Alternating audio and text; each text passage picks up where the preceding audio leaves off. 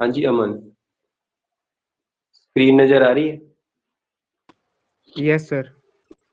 One by one ना मैं questions discuss करूंगा और जिनको सॉल्व करना होगा वो सॉल्व भी करेंगे। ठीक है, तो इसमें जो पहला क्वेश्चन है तो आप ड्राइव कर सकते हो। पहला क्वेश्चन तो आपको समझ आ रहा है, derive expression for fringe width in Young's double slit experiment. Fringe width का फॉर्मूला तुम्हें पता है? फ्रिंज विड्थ का फॉर्मूला तो बना सकते हो, ये तो कोई बड़ी बात नहीं है। Beta is equal to delta B by B, याद है formula? Beta is equal delta D, D कौन सा? Capital D upon small D. ठीक है, तो इसको तो मैं डिराइव नहीं करवाऊंगा, इसमें तो कुछ नहीं है। नेक्स्ट पे देखते हैं, compare the width of fringe of dark and bright, bright fringe dark fringe, इनकी विड्थ को कंपेयर करना है। ये भी कर लोगे? अमन बताओगे डार्क फ्रिंज और ब्राइट फ्रिंज दोनों की विड्थ में क्या मतलब डिफरेंस क्या है? फ्रिंज विड्थ,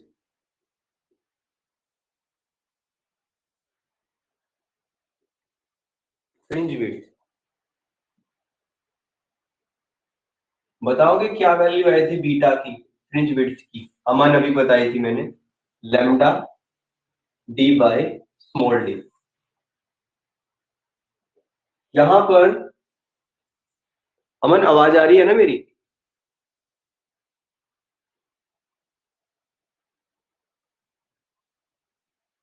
हाँ जी अर्पिता, आवाज आ रही है ना?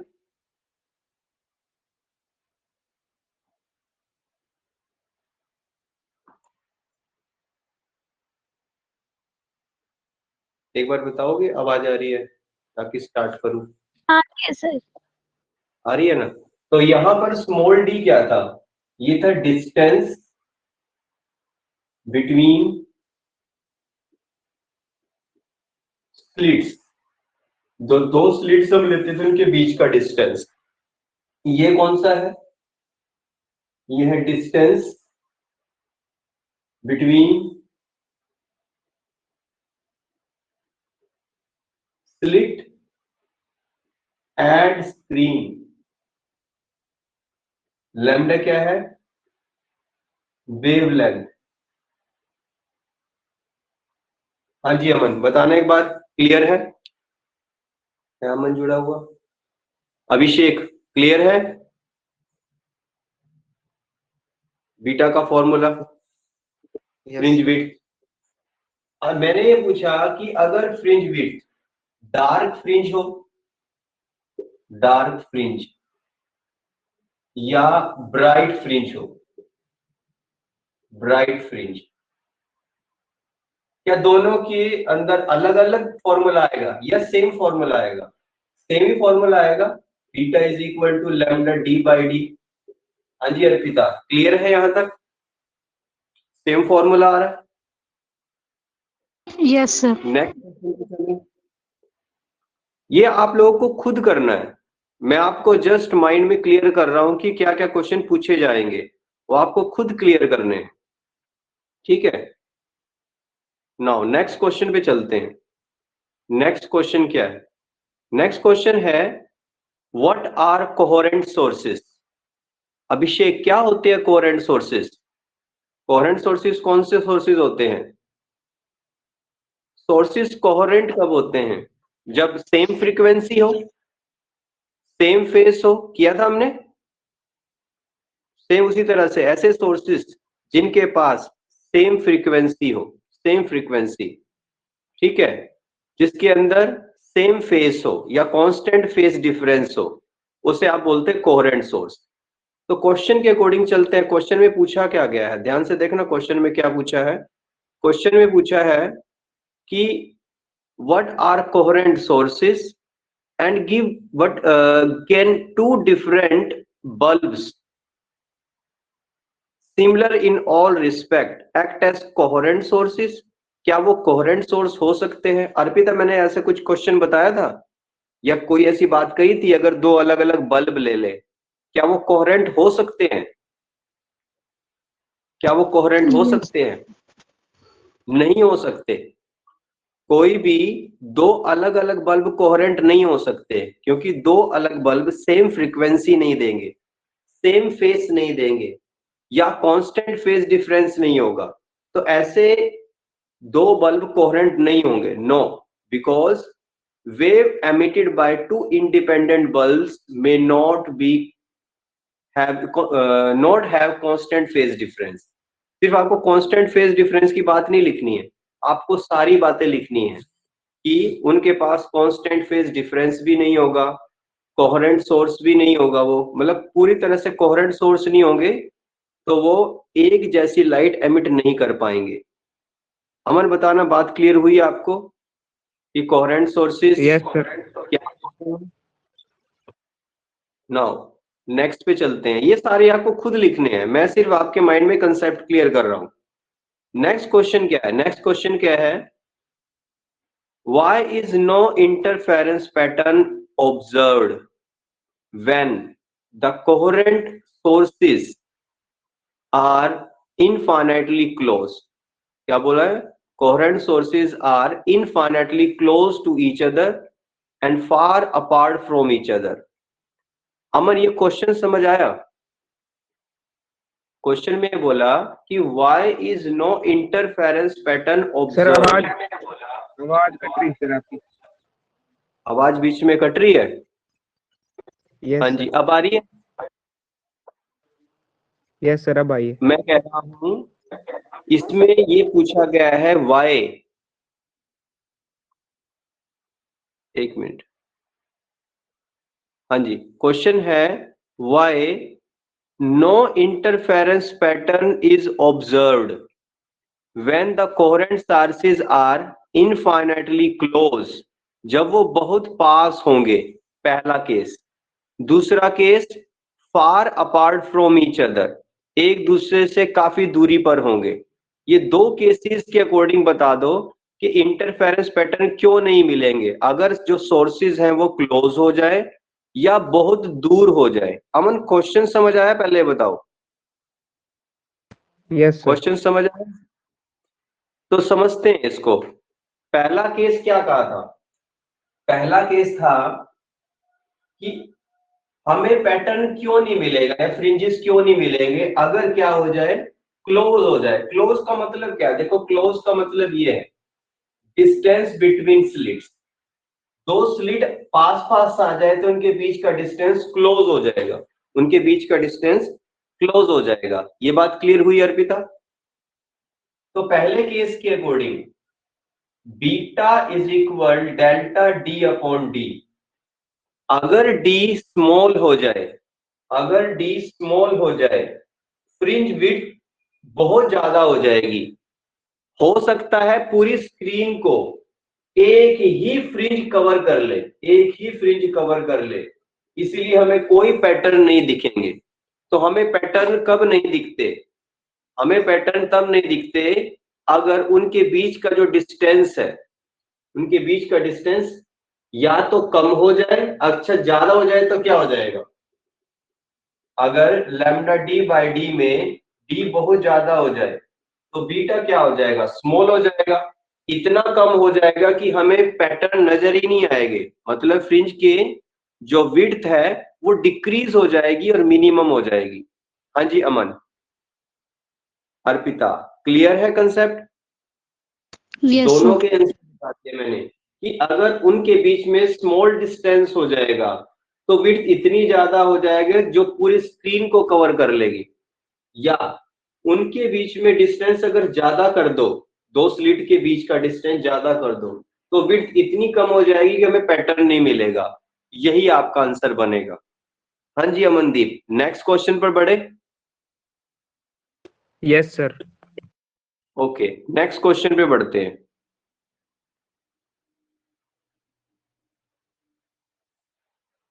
नेक्स्ट क्वेश्चन कहता है what is meant by interference of light. ये तो आपको पता ही है, इंटरफेरेंस ऑफ लाइट क्या होती है? It is the redistribution of the energy when two or more waves from two coherent sources superimpose on each other। पहले का आंसर समझ आ गया Mandeep? Yes sir. Second part कहता है right any two conditions necessary for obtaining well defined and sustained interference. वो कहता है कि अगर आप एक सस्टेन्ड इंटरफेरेंस चाहते हो तो कोई दो कंडीशन बता दो। हाँ जी अर्पिता, क्या दो कंडीशन होगी आप बताओगे? सस्टेन्ड इंटरफेरेंस की दो कंडीशन। मैंने आपको 4 से 5 कंडीशन लिखवा रखी है सस्टेन्ड इंटरफेरेंस की। पहला तो होना चाहिए sources should Sir, be coherent sources. Coherent sources होने चाहिए, कोहेरेंट सोर्सेज। दूसरा monochromatic, chromatic, Sir, same mono amplitude. Constant amplitude, constant amplitude ऐसा पार्ट रहेगा। Near, near to each other, एक दूसरे के पास होने चाहिए। Continuous, continuous light emission, continuous light emission होना चाहिए। हाँ जी अमन बताना क्लियर है? सारी बातें क्लियर है? Sustain interference. ठीक है, नेक्स्ट क्वेश्चन पे बढ़ते हैं भाई। नेक्स्ट क्वेश्चन क्या कहता है, ध्यान से समझना। नेक्स्ट क्वेश्चन है what is the effect on interference fringes in a Young's double slit experiment due to each of the following operations? Now, give reason for your answer. पहला, separation between two slit is increased. अगर दो slit के बीच का separation बढ़ा दे तो क्या होगा? Number two कहता है अगर मोनोक्रोमेटिक सोर्स को रिप्लेस कर दे व्हाइट लाइट से तो क्या होगा? अमन बता दो, क्वेश्चन समझ आया आपको? सिर्फ दो रीजन Yes, की sir. तरफ ध्यान देना। चलो एक एक करके डिस्कस करते हैं कि क्या क्या हो सकता है।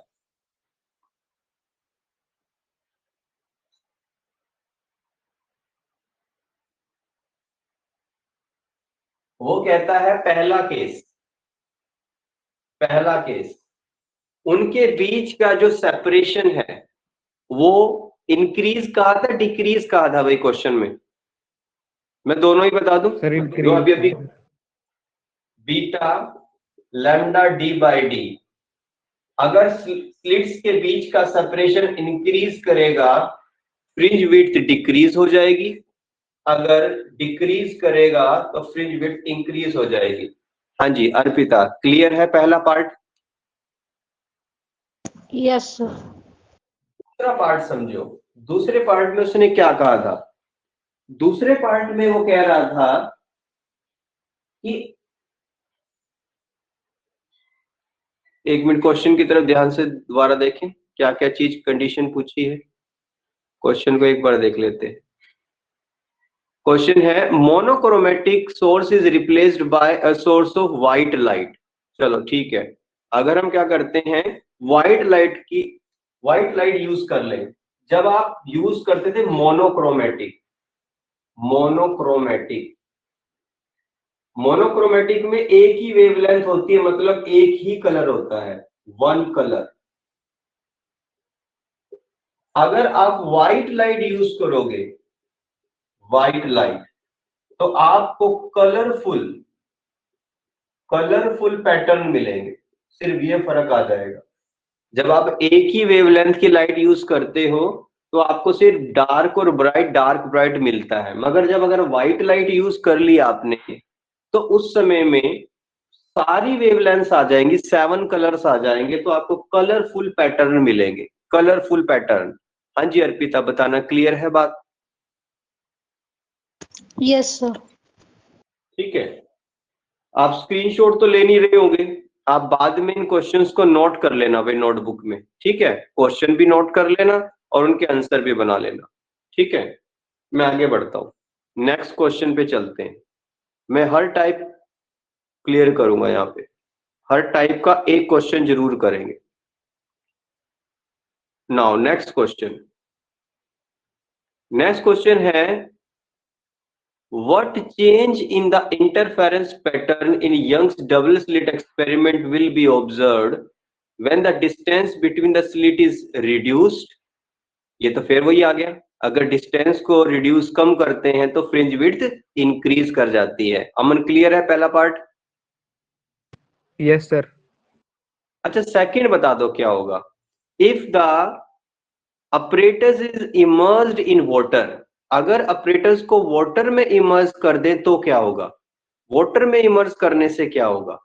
देखो इस चीज को समझते हैं कि वाटर में इमर्स करने से क्या होगा। आपको ये पता है कि जो बीटा होता है लैम्डा डी बाई डी होता है। अब क्योंकि ये जो वेवलेंथ है लैम्डा, ये इस समय एयर में है, मतलब कि आप वैक्यूम, कोई मीडियम की बात नहीं कर रहे हैं यहाँ पे, आप वैक्यूम ले रहे हो या एयर ले रहे हो। जैसे ही कोई मीडियम आता है तो वेवलेंथ चेंज हो जाती है। हाँ जी अमन, क्या कोई लाइट डेंसर मीडियम में जाती है रेयर से, तो क्या उसकी वेवलेंथ में चेंज होना चाहिए? क्या उसकी वेवलेंथ में चेंज होना चाहिए? यस सर, होना चाहिए। हाँ जी, वेवलेंथ भी बदल जाती है और वेलोसिटी भी बदल जाती है। तो कितनी हो जाती है, ज्यादा होती है कम हो जाती है वेवलेंथ? सर डेंसर से रेयर में या रेयर से डेंसर? रेयर से डेंसर में, मीडियम के आने से मीडियम के आने से। घट जाती है। कितने टाइम्स घट जाती है? म्यू टाइम्स डिक्रीज हो जाती है। जो नई वेवलेंथ है वो पहली वेवलेंथ की म्यू टाइम्स डिक्रीज हो जाती है मीडियम के आने से। अर्पिता बताना क्लियर है बात? Yes, sir. जो नई फ्रिंज विड्थ होगी वो lambda dash D by D होगी, और लैम्डा डैश जो होगा वो लैम्डा अपॉन म्यू हो जाएगा, और ये तो वैल्यू हमारे पास है जो कि बीटा है बाय म्यू। बताओगे क्या चेंज आया फ्रिंज विड्थ में? क्या ये म्यू टाइम्स डिक्रीज होगी? तो याद रखना, जब किसी मीडियम में लाइट एंटर करती है या कोई मीडियम आप यूज करते हो, जब एक्सपेरिमेंट करते हो म्यू का, रिफ्रैक्टिव इंडेक्स का, तो जो बीटा डैश होगी वो बीटा की म्यू टाइम्स डिक्रीज हो जाएगी, कम हो जाएगी। हाँ जी अमन, बताना क्लियर है? Yes sir. अंजलि, ये कंसेप्ट क्लियर है?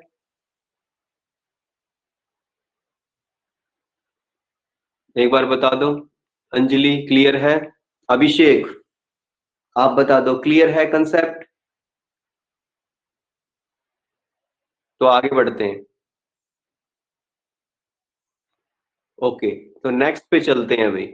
ये सब भाई देखो मैंने कहा रिकॉर्ड हो रहा है, आप इसे रिवाइज करके सारे कंसेप्ट, हर एक कंसेप्ट लिख रहा हूं मैं, जिस तरह का कंसेप्चुअल क्वेश्चन बोर्ड में आया हुआ है सारे क्वेश्चन आपके साथ डिस्कस कर रहा हूं। चलो नेक्स्ट पे चलते हैं। नेक्स्ट क्वेश्चन, हाँ जी नेक्स्ट क्वेश्चन क्या है? कहता है what is the effect of an interference pattern observed in a Young's double slit experiment in the following cases? कहता है इंटरफेरेंस पैटर्न पे क्या फर्क पड़ेगा। Number 1, screen is moved away from the plane of the slit. Screen को दूर ले जाओ। स्क्रीन को दूर ले जाने का मतलब क्या है भाई? करें, रब कर दो अमन, ये कर लोगे नोट बाद में? रब कर दूं अमनदीप? यस सर, कर दो। बाद में नोट कर लेना। अच्छा यहाँ पर ये जो कैपिटल डी है ये क्या चीज है? कैपिटल डी ये है distance between slit and screen. अगर आप स्क्रीन को स्लिट से दूर कर दोगे तो डी इंक्रीज हो जाएगा। अगर ये डी इंक्रीज कर गया अगर डी इंक्रीज कर गया तो फ्रिंज विड्थ क्या होनी चाहिए? इंक्रीज होनी चाहिए। बताओ पहला पार्ट क्लियर हुआ अमनदीप? Yes sir. तो पहला आंसर आप लिखोगे, अगर आप स्क्रीन को दूर कर देते हो, the distance of screen is increase, then fringe width will also increase, fringe width increase हो जाएगी। पहला पार्ट अर्पिता क्लियर है? पहला पार्ट।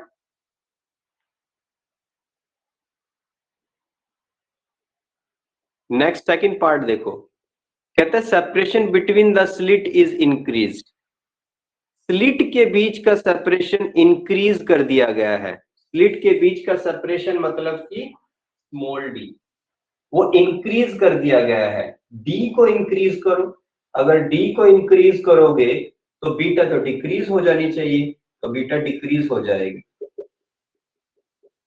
दूसरा केस अमनदीप बताना, दूसरा केस क्लियर हुआ? अगर स्क्रीन के Yes, बीच sir. का डिस्टेंस इंक्रीज कर दिया तो बीटा क्या हो जाएगा? डिक्रीज, इनवर्सली प्रोपोर्शनल है। थर्ड पार्ट देख लेते हैं, थर्ड पार्ट क्या कह रहा है? थर्ड पार्ट क्वेश्चन का थर्ड पार्ट देखो, वही क्वेश्चन बार बार आ रहे हैं, सिर्फ लैंग्वेज बदल के। कहता है ये थोड़ा अलग है, width of the slits are double. Slit की विड्थ के बारे में अब तक बात नहीं हुई थी, तो उसकी वजह से क्या होगा? चलो उसकी वजह से देख लेते हैं क्या हो सकता है। आपको मैंने ये बता रखा है W1 upon W2 equal I1 upon I2। Amandeep ये बात क्लियर है? ये देख रखा है आपने? Yes, sir. फॉर्मूला का भी। बेटा जब विड्थ इंक्रीज करते हैं, जब आप विड्थ इंक्रीज करते हो तो उससे इंटेंसिटी भी इंक्रीज हो जाती है। विड्थ इंक्रीज करने से इंटेंसिटी इंक्रीज कर जाती है। तो आप सिर्फ अपना आंसर ये बोलोगे कि जो आपका पैटर्न बन रहा है, पैटर्न, इंटरफेरेंस पैटर्न, उसकी जो ब्राइटनेस है वो इंक्रीज हो जाएगी। विड्थ के इंक्रीज होने से जो ब्राइटनेस है वो इंक्रीज हो जाएगी। आपका आंसर बनेगा जो इंटेंसिटी ऑफ लाइट है वो डिपेंड करती है directly upon the slit, width of the slit. If the width of the slit is increased to double, then intensity of light will also increase. वो intensity of light जो है वो भी increase कर जाएगी। बताना बात क्लियर है? इंटेंसिटी ऑफ लाइट भी क्या हो जाएगी? इंक्रीज। अच्छा, आपको रिजल्टेंट इंटेंसिटी निकालनी हो तो आंसर कैसे निकालोगे? मैं आपको आंसर भी सॉल्व कर देता हूं।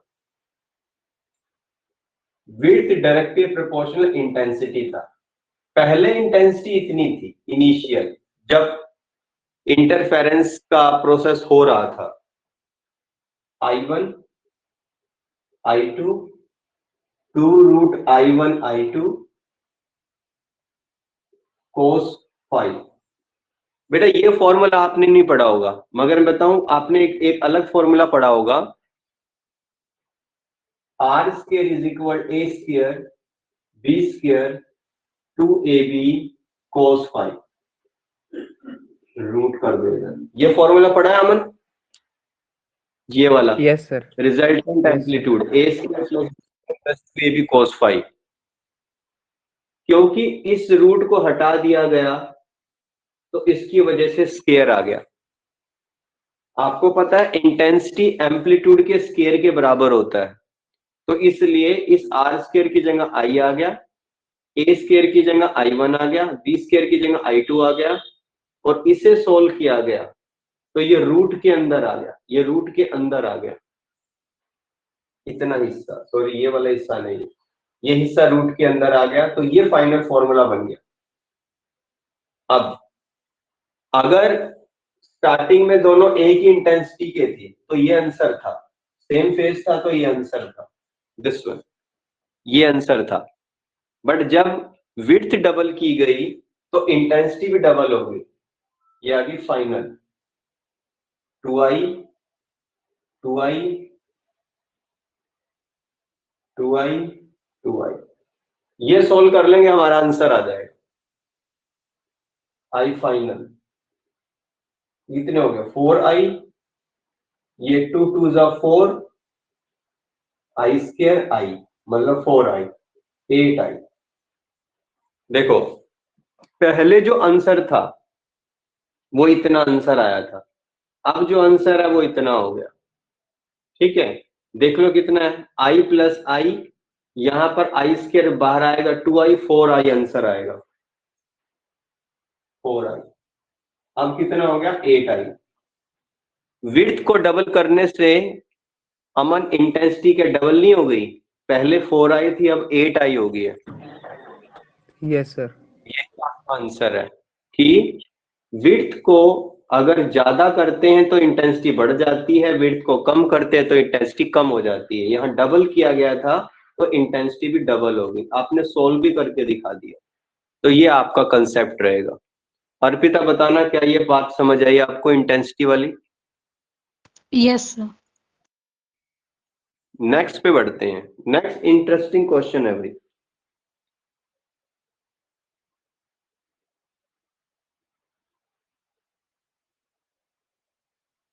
नेक्स्ट क्वेश्चन वो कहता है, एक टू स्लिट है, यंग्स डबल स्लिट एक्सपेरिमेंट में are illuminated by two different lamps emitted light of same wavelength, मतलब मोनोक्रोमेटिक लाइट है। Will you observe the interference pattern, justify your answer. हाँ इंटरफेरेंस पैटर्न तो आएंगे ही अगर आपने सेम वेवलेंथ ले रखी है। नहीं, गलत कह रहा हूं मैं, सेम वेवलेंथ से फर्क नहीं पड़ रहा है क्योंकि ये मोनोक्रोमेटिक नहीं है, दो अलग अलग इंडिपेंडेंट लैंप है। ये बात आपको याद रखनी पड़ेगी, अगर इंडिपेंडेंट लैंप्स हैं वो कभी भी मोनोक्रोमेटिक नहीं हो पाएंगे। क्यों नहीं हो पाएंगे? ये डिफरेंट वर्ड पे ध्यान देना, डिफरेंट लैंप्स है ये, तो ये मोनोक्रोमेटिक नहीं होंगे, तो हमें पैटर्न नहीं मिलेगा। पहला आंसर तो यही डालोगे आप। अमन पहला क्वेश्चन क्लियर हुआ? क्योंकि Yes, sir. ये मोनोक्रोमेटिक नहीं है, भले ही उनकी वेवलेंथ सेम है, सिर्फ एक कंडीशन सेम होने से मोनोक्रोमेटिक नहीं हुआ करते, सॉरी कोहेरेंट नहीं हो करते, इसलिए हम ये कहेंगे कि ये पैटर्न नहीं मिलेगा। दूसरा, find the ratio of intensity at 2 points on a screen in Young's double slit experiment when wave from two slits have path difference 0 और lambda by 4। कहता है अगर पाथ डिफरेंस 0 डिग्री हो और लैम्डा बाय 4 हो तो उस समय में रेशियो निकाल दो इंटेंसिटी का। चलो स्टार्ट करते हैं, इंटेंसिटी का रेशियो कैसे निकाला जा सकता है। इसके लिए हमें फॉर्मूला लगाना पड़ेगा, तो ये हटा रहा हूं, ये मैंने काफी बातें कर ली फ्रिंज विड्थ की।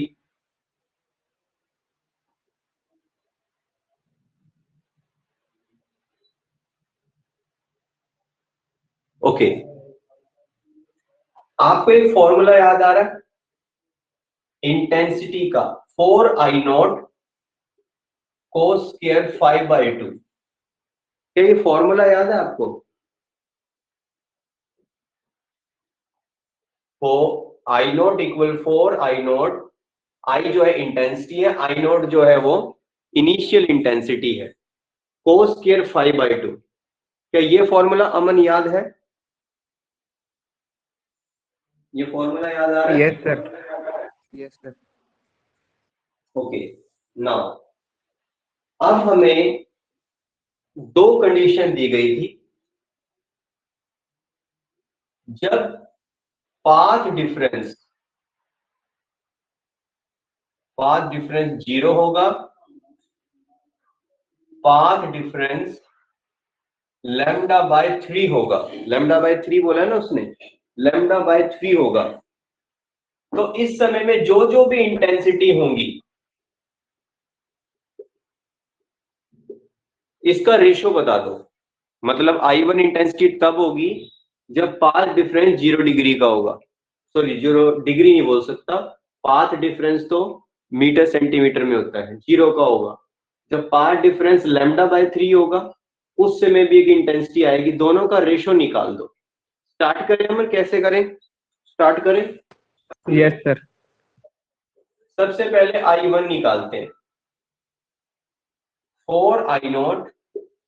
अच्छा, जब पाथ डिफरेंस 0 होगा तो फेज डिफरेंस कितना होगा? आपको एक फॉर्मूला बताया था मैंने, जब मैंने कंडीशंस निकाली थी कंस्ट्रक्टिव इंटरफेरेंस डिस्ट्रक्टिव इंटरफेरेंस की।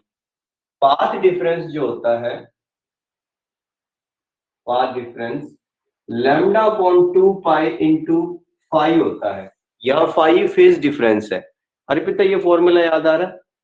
मैंने बताया था कि पाथ डिफरेंस जिसको आपने x लिख दिया था, लैम्डा अपॉन 2 पाई इंटू 5 होता है।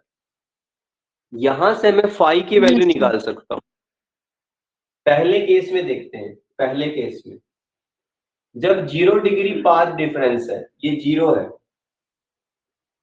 0 है, तो lambda upon 2 pi into 5 cross multiply करोगे तो 5 की वैल्यू भी 0 ही आ जाएगी। क्या ये बात क्लियर हुई? अमन, पहली बात क्लियर है? Yes sir. जब पाथ डिफरेंस 0 होगा तो फेज डिफरेंस भी 0 ही आया। तो लिखो यहां पर ये वाला formula, 4I0 cos square 0 degree, cos square 0 degree. cos 0 कितना होता है? 1 1 होता है सर। ये हो गया। पहला मैंने सॉल्यूशन कर दिया, दूसरे पे आ जाओ। I0 4I0 cos स्क्वायर 5 की वैल्यू निकालो। दूसरा केस, दूसरा case path difference lambda by 3 हो तो बताओ 5 कितना निकलेगा?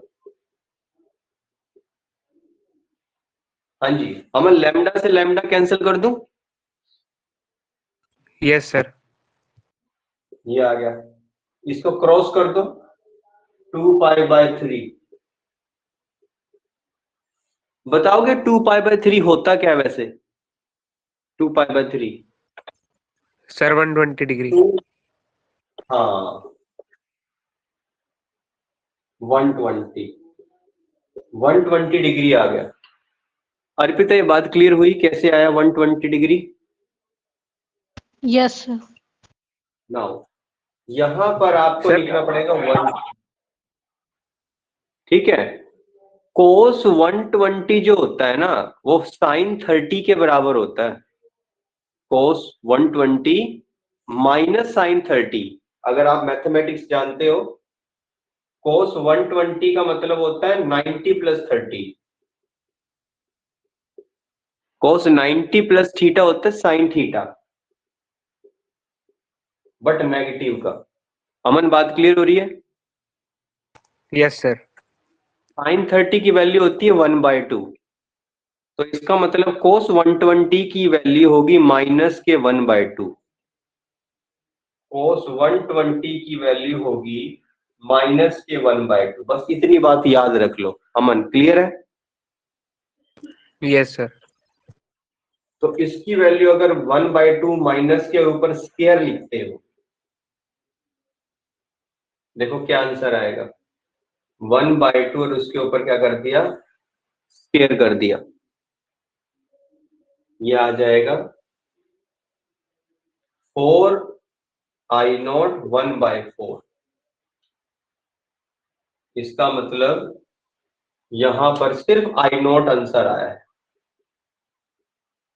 अगर रेशो करना चाहते तो रेशो कर सकते हो दोनों का, I1/I2 4I0 I0। आंसर कितना आ जाएगा? 4 आ जाएगा। हाँ जी, बताना क्लियर है अमनदीप? Yes sir. आपको जस्ट ये फॉर्मूला याद होने चाहिए और कुछ नहीं। ये फॉर्मूला याद हो जाएंगे तो सोल्व हो जाएगा। मेरे को यहाँ थोड़ी सी गलती लग रही है शायद। अमन, सर वो क्वेश्चन में सर शायद लैम्डा बाय है 4 था। नहीं, यहाँ 5 की वैल्यू पुट की है मैंने। 5/2 था ना, 5/2। ठीक कर रहा हूँ ना? देखो यहाँ पे मैंने आपको 120 बोल दिया। 120 तो 5 की वैल्यू है, यहाँ 5/2 था फॉर्मूला में। यहाँ जो फॉर्मूला लिखा है 5/2 है, तो क्या है 60 डिग्री नहीं होना चाहिए?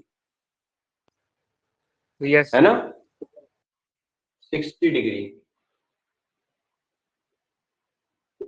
cos 60 sin 30, बात तो वही है वैसे, फर्क तो नहीं आया। cos 60 sin 30 वो भी 1/2 ही होता है। कोई फर्क नहीं आएगा, सेम ही आंसर आ रहा है। ठीक है, कोई नहीं, ऐसे ही होएगा, यही रेशियो आएगा। चलो आगे बढ़े, एक दो क्वेश्चन और कर रहा हूं, नेक्स्ट क्वेश्चन पे चलते हैं। अमन अगर स्क्रीनशॉट लेना तो स्क्रीनशॉट ले लो। अर्पिता क्या ले ली समझ सर। आया कैसे solve, I1 I2? Yes, sir. Screenshot ले लो, फिर आगे बढ़ते हैं। Okay, now next question. अच्छा, मैं कह रहा था थोड़ा सा मुझे अलग क्यों लगा, क्योंकि यहाँ पर देखो, यहाँ पर जो डिफरेंस दे रखा है ना, पाथ डिफरेंस, वो दे यस सर, रखा मैं है यही पाई बोल बाय। रहा था। अच्छा, मैं सोल्व कर रहा हूँ λ/3, सॉरी पाई बाय कर रहा हूँ, λ/3 के लिए सोल्व कर दिया हमने, कोई दिक्कत नहीं है। हमें कंसेप्ट क्लियर करना था, हमें कंसेप्ट क्लियर कर दिया। ठीक है, अगर यह λ/4 आएगा तब आपका क्या आंसर बनेगा, आप चेक कर लेना, आप खुद करना है इसको। चलो आगे देखते हैं। अगला क्वेश्चन ये है, in Young's experiment the width of fringes obtained with light of wavelength 6000 angstrom is 2 mm। तो ये 2 mm क्या दे रखी है Aman, fringe width? Sir question इन दिख रहा है सर। क्वेश्चन दिख नहीं रहा है? अर्पिता नजर आ रहा है क्वेश्चन? अब दिखा है सर। Yes, अच्छा sir. ठीक है, हो गया। तो देखो इसमें क्वेश्चन ये है, यंग्स एक्सपेरिमेंट में जो विड्थ दे रखी है फ्रिंज की, observe with light of wavelength, एक तो वेवलेंथ दे दी, लैम्डा दे दिया 6000 एंगस्ट्रॉम, 2 mm, 2 mm आ गई बीटा। अर्पिता क्लियर हुआ, बीटा की value 2 mm they the. Yes, sir. Calculate the fringe width if entire apparatus is immersed in a liquid medium of refractive index 1.33। कहता है beta की value बता दो अगर उसे मीडियम में डाल दिया जाए। क्या ये कंसेप्ट अभी अभी हमने डिस्कस किया था पहले? किसी मीडियम के आने से फ्रिंज विड्थ में क्या चेंज आता है अमन? किसी मीडियम के आने से फ्रिंज विड्थ में क्या चेंज आता है? क्या beta dash beta by mu हो जाता है? Yes sir. है ना, बस यही करना है। बीटा दे ही रखा है 2 mm, 2 × 10⁻³ मीडियम का रिफ्रैक्टेंट 1.33। ये इसको सोल्व करोगे आपका आंसर आ जाएगा, कुछ नहीं करना, हो जाएगा Arpita question. Yes, sir. Next पे बढ़ते हैं, ये तो सिंपल कॉन्सेप्ट था। नेक्स्ट पे बढ़ते हैं।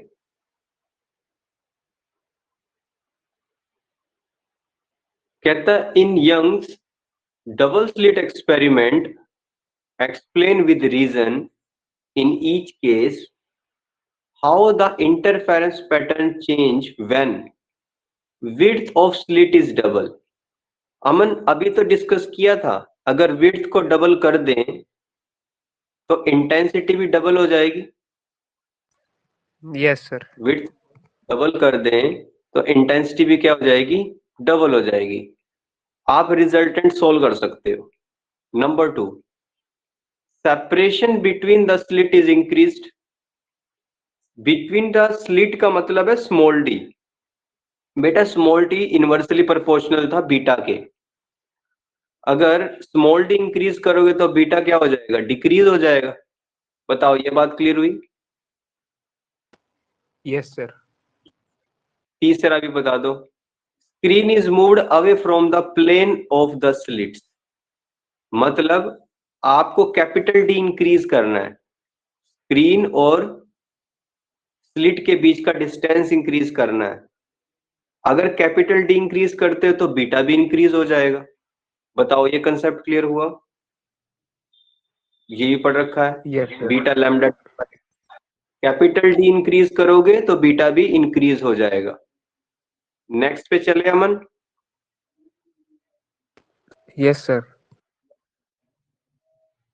Why are coherent sources necessary to produce a sustained interference pattern? कहता है कोहेरेंट सोर्स ही क्यों चाहिए? क्योंकि बेटा कोहेरेंट सोर्स ही कॉन्टिन्यूअस लाइट एमिट करते हैं कांस्टेंट एम्पलीट्यूड की, सेम फ्रीक्वेंसी की, सेम वेवलेंथ की, इसलिए कोहेरेंट सोर्सेज की जरूरत पड़ती है। हाँ जी अमनदीप, क्लियर है? Yes sir. अब बी पार्ट को भाई समझ लो, एक बार देख लो, अभी एक गलती कर दी थी, अब ध्यान से देखना क्वेश्चन क्या है, क्वेश्चन को समझो।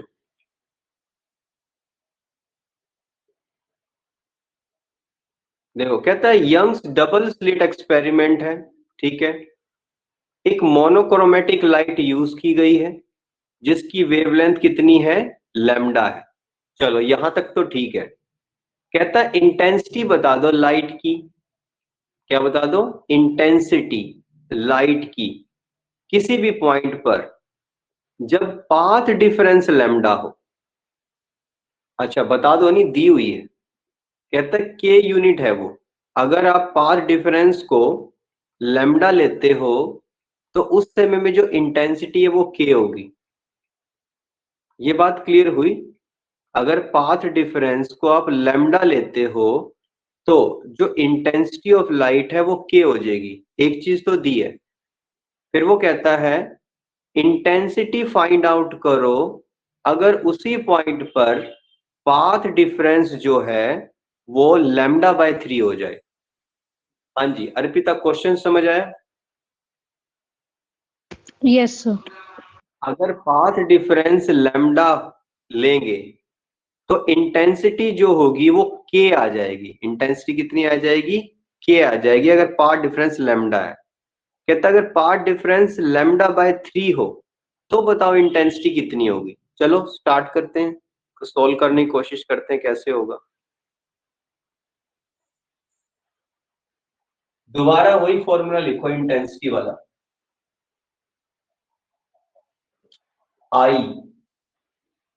आई नॉट cos स्क्वायर 5/2, सॉरी 4 भी तो आएगा यार। हाँ अमन, फॉर्मूला सही लिखा मैंने? Yes sir. कहता है if path difference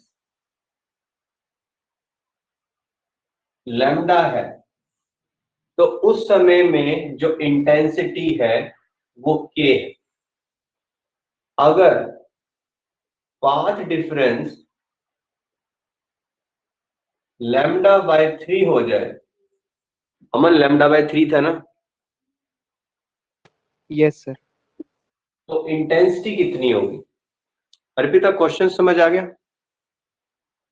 Yes, sir. अभिषेक आपको बता दो, क्वेश्चन समझ आ गया? Yes sir. ठीक है, अंजलि आवाज आ रही है? Yes, sir. ठीक है, कहता है पाथ डिफरेंस अगर लैम्डा है तो इंटेंसिटी के है। अगर पाथ डिफरेंस λ/3 हो जाए तो बताओ इंटेंसिटी क्या होगी। एक फॉर्मूला और लिख रहा हूं मैं, पाथ डिफरेंस λ/2π × 5। ठीक है अभिषेक, फॉर्मूला क्लियर है? पाथ डिफरेंस शायद नजर नहीं आ रहा वहां ना, path difference equal to λ/2π × 5। Start करते हैं। पाथ डिफरेंस अगर λ/2π 5 दे रखा है, पहला केस लगाओ, पहला केस अगर पाथ डिफरेंस लैम्डा है तो 5 की वैल्यू निकाल लो एज पाथ डिफरेंस को डेल्टा एक्स लिख लो अमन, बार बार लिखने की बजाय डेल्टा एक्स लिख लो इसको, पाथ डिफरेंस को यस सर। λ/2π × 5। इसको लिख लेता हूं लैम्डा जो दे रखा है, तो फाई की वैल्यू क्या आई, इसको कैंसिल करो, ऊपर आ जाएगा, फाई आ गया 2 पाई। अभिषेक बताना पहला फॉर्मूला समझ आया, फाई की वैल्यू निकालिए पहली कंडीशन में, 2 पाई आ गया। Yes sir. तो इससे इंटेंसिटी की वैल्यू कितनी आई, I equal 4 I nought cos square 2 pi bye 2। ठीक है, 2 पाई बाय 2, इससे कैंसिल कर देता हूं। कोस 180 डिग्री कितना होता है अमनदीप? सर -1 -1 का स्क्वायर तो 1 ही आएगा। ये इंटेंसिटी आपको के दे रखी है, इसकी जगह तो के आ गया 4 I नॉट कोस पाई -1, उसका स्क्वायर 1 आ जाएगा। ये तो सोल्व हो गया कि के 4 I नॉट के बराबर है, कभी आगे बने तो इसको यूज कर लेना। अर्पिता ये बात क्लियर होगी पहली। Yes, sir. अब नाउ अगर पाथ डिफरेंस λ/3 आ जाए,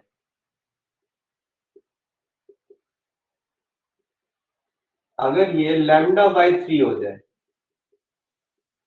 तो फाई की वैल्यू क्या निकलेगी, ये कैंसल क्रॉस करके 2 pi by 3 pi.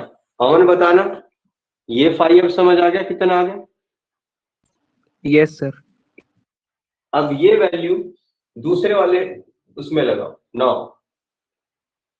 I 4 I nought cos square phi 2 pi by 3 और डिवाइड में 2 है, 2 से 2 कैंसल। पाई बाय 3 का मतलब कितना, 60 डिग्री। कोस 60 कितना Yes, होता है, 1/2। ये वैल्यू कितनी निकाल रखी है आपने, के के इसकी जगह के कोस 60 1/2, इसका है स्क्वायर, तो के बाय कितना आ गया 4। ये आंसर है, मतलब जो रिजल्टेंट इंटेंसिटी होगी वो k/4 आ जाएगी। ये क्वेश्चन सीबीएसई में 3 से 4 बार आया, एज इट इज कोई चेंज नहीं आया है। तो बिल्कुल आसान सा कंसेप्ट है, आप समझ सकते हो। ठीक है, हाँ जी बताओ, क्लियर है क्वेश्चन? स्क्रीनशॉट ले yes sir. सकते हो अमन। फिर आगे बढ़ते हैं, नेक्स्ट क्वेश्चन पे चलते हैं। स्क्रीनशॉट ले लो, स्क्रीनशॉट ले लो, फिर आगे चलते हैं। ओके, नाउ नेक्स्ट क्वेश्चन देखते हैं।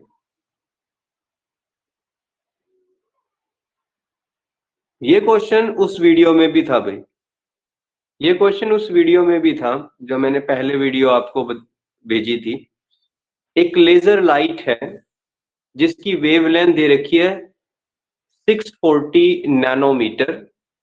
Incident on a pair of slit produces an interference pattern in which the bright fringe are separated by 7.2 millimeter. ठीक है, calculate the wavelength of another source of light which produces interference fringes separated by 8.1 millimeter using the same arrangement. पहली wavelength दे रखी है 640 और उसकी fringe width दे रखी है 7.2। कहता अगर फ्रिंज विड्थ 8.1 हो जाए तो बताओ वेवलेंथ कितनी होगी। चलो स्टार्ट करते हैं, 640 7.2 8.1, क्या क्या गिवन है वो देख लेते हैं।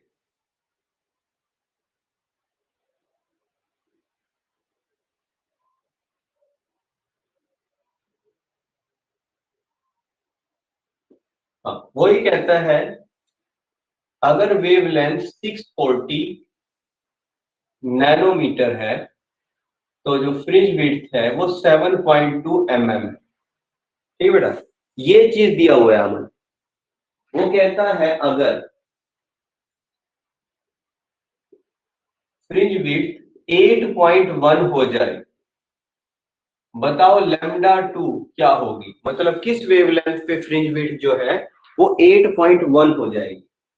क्वेश्चन समझ आया अमन? Yes sir. तो कैसे सोल्व करूं इसको?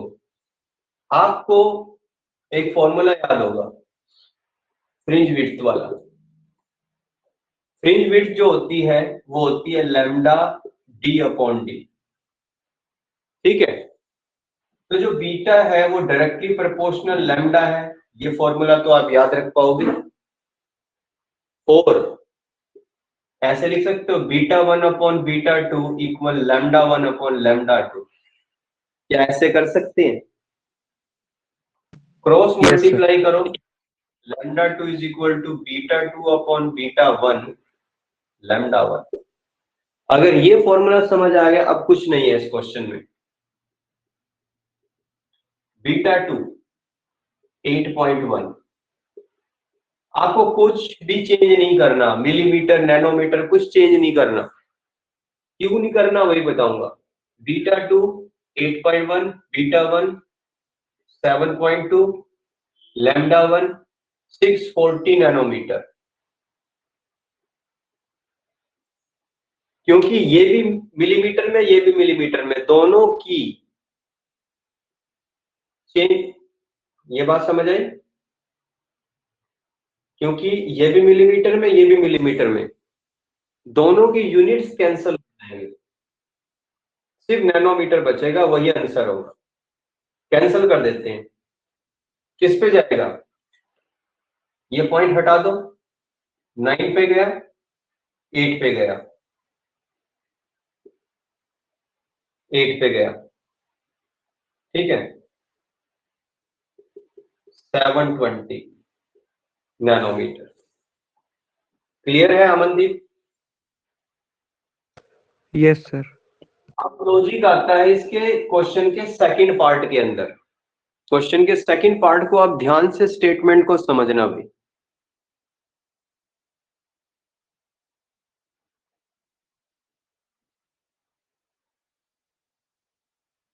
हाँ जी, ये कहता है also find the minimum value of the order n of bright fringe of shorter wavelength which coincide with that of the longer wavelength।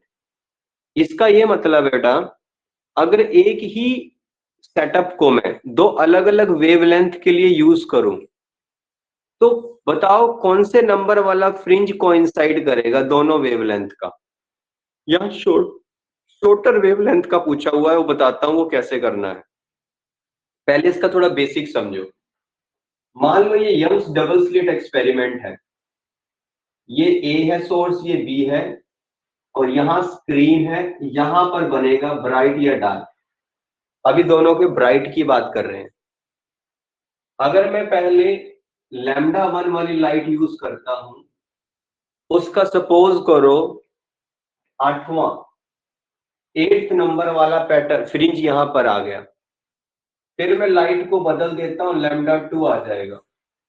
अब वेवलेंथ बदल गई तो फ्रिंज विड्थ बदल जाएगी, पता नहीं कितने फ्रिंजेस आएंगे, क्या पता उसका इसका 8वां नहीं होगा, इसका क्या पता 9वां हो, क्या पता 7वां हो। तो दोनों के अलग अलग नंबर होंगे, क्योंकि दोनों फ्रिंजेस की विड्थ अलग होगी।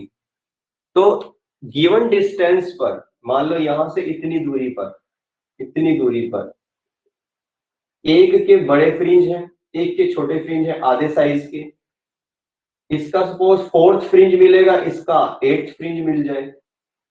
ये डिपेंड करता है फ्रिंज की विड्थ के ऊपर। तो मुझे सिर्फ ये पता करना है कि कौन से नंबर वाला फ्रिंज है जो एक ही जगह पर आकर मिलेगा दोनों का। मतलब अगर पहली वेवलेंथ यूज करो उसका 8वां, और दूसरी वेवलेंथ यूज करो उसका 9वां, वहां मैच करेंगे। तो मुझे छोटी वेवलेंथ वाले की बात करनी है। अमनदीप बताना बात क्लियर हुई? Yes sir. मुझे सिर्फ वो नंबर निकालना है कौन सा फ्रिंज कोइंसाइड कर रहा है, बस। चलो स्टार्ट करते हैं। सबसे पहली बात, एक फॉर्मूला हमें बताना है एक्स का। एक्स होता है सेंटर लाइन से जो पी पॉइंट था वो कितनी दूरी पर था, एक्स, मतलब कितनी दूरी पर हमारा ब्राइट फ्रिंज बन रहा है, उसका आंसर क्या था। उसका एक फॉर्मूला आपको याद करना है, इसकी जब वैल्यू निकालोगे lambda D upon D, L lambda D upon D, L lambda D upon D, यह आपने निकाला था ब्राइटनेस की दूरी, ठीक है, ब्राइट फ्रिंज की दूरी निकाली थी इस फॉर्मूला से। क्योंकि सेम दूरी पर आकर यहाँ पर दोनों के वेवलेंथ, दोनों का जो फ्रिंज है वो एक ही जगह मर्ज करेगा, तो ये x होगा पहले वेवलेंथ के लिए और यही x आ जाएगा दूसरी वेवलेंथ के लिए, दोनों का x बराबर होना चाहिए। तो यहाँ इसको लिख सकते हो equal L lambda D by D, ये पहले के लिए, ये दूसरे के लिए। मैंने d को दोनों के लिए सेम लिया है, स्मॉल d को दोनों के लिए सेम लिया है, तो आप सिर्फ याद करो n1 lambda 1 equal n2 lambda 2। अब पहले बता दो, यहां तक तो बात क्लियर होगी है, यहां तक तो बात क्लियर है। Yes sir.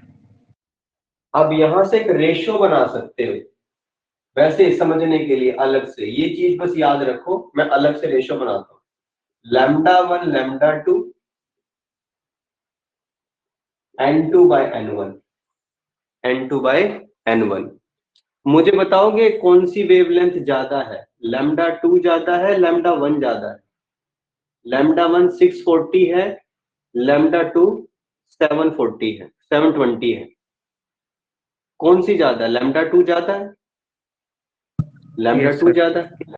याद रखो जिसकी वेवलेंथ ज्यादा होती है उसका नंबर कम होता है। देखो अगर ये बड़ी है वैल्यू तो ये आंसर लेस देन 1 आएगा, lambda 1 by lambda 2 less than 1 cross multiply करोगे तो ऐसे आया, लैम्डा 2 ग्रेटर है लैम्डा 1 से, इसको करोगे n2 n1, n1 ज्यादा है n2 से, तो जिसकी वेवलेंथ कम होती है उसका नंबर ज्यादा होता है, याद रखना, ठीक है। अमन क्लियर है? जिसकी वेवलेंथ कम होती है उसका नंबर ऑर्डर ज्यादा होता है। तो कम वाली वेवलेंथ कौन सी है? लैम्डा 1। ज्यादा वाली वेवलेंथ कौन सी है? लैम्डा 2, इसका नंबर कम होगा। तो भाई जो लैम्डा 2 है उसका नंबर कम रखना है तो उसको मैं n रखूंगा, इसको मैं n रख लेता हूं। कितना ज्यादा होगा? याद रखना हमेशा एक का डिफरेंस आता है, कम से कम एक का डिफरेंस। तो n1 को इससे एक ज्यादा लिख दो बस, n+1, और ये आपका क्वेश्चन सॉल्व हो चुका है। बस इतनी बात याद रखनी है आपको कि जिसकी वेवलेंथ कम होगी उसका जो नंबर है, उसका नंबर, सॉरी, जिसकी वेवलेंथ ज्यादा होगी उसका नंबर कम रखना है, कम।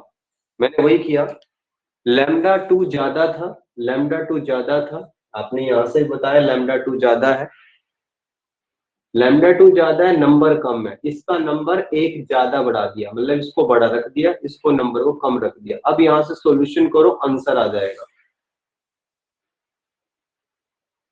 सॉल्व करो, n lambda 1 lambda 1 n lambda 2, यहां से n इधर आ जाएगा, n lambda 2 minus n lambda 1 lambda 1, common निकालो, lambda 2 lambda 1 into n lambda 1, lambda 1 lambda 2 minus lambda 1 into n, ये आ जाएगा।